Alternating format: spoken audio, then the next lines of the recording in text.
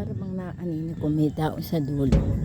Lalo't nakakarinig-rinig ako dito sa tulay na to na nagpaparamdam daw. Totoo. Pero parang sa dulo nito may tao. Tingnan natin kung meron. Tingnan mo. Ayan. Nawala. Ayan, may itim na yun. Tingnan natin kung tao yun. Ito. Ayan. Tingnan natin. Kung tao talaga yun. At parang may radio credit. Third eye. Third eye para maramdaman yung mga ganun. Dahil dito daw. Tingnan natin. Sinsalaman ako yung choice kundi daanan to.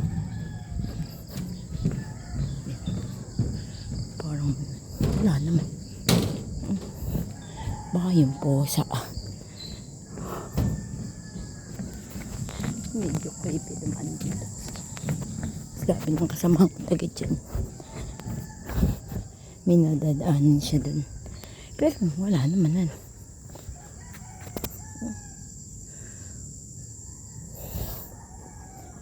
Well. Hi, Ming. Hello. Ito yung suplada. Hindi ko mahawakan yun.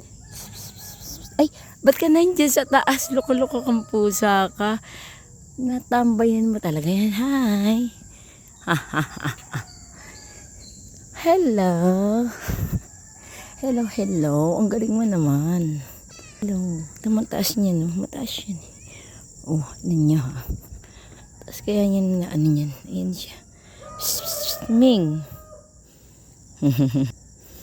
Ming. Ang cute talaga niya. Wala mga ampun dito sa very cute na pusa na to. Hello. Busog ka ba? O ba't naging suplada ka? May nangaway ba sa'yo? Hindi mo ba ako natatandaan? May baby. Uy. O hindi lang to aawayin ni ano. Ang cute niya. Iyakapin kita. Hi. Ika. Susunod talaga. Hindi na ako nakapagdala ng pagkain. Dahil ko pa namang isda dun. Gaya. Isuplada. Talaga takot siya. Ayan na naman.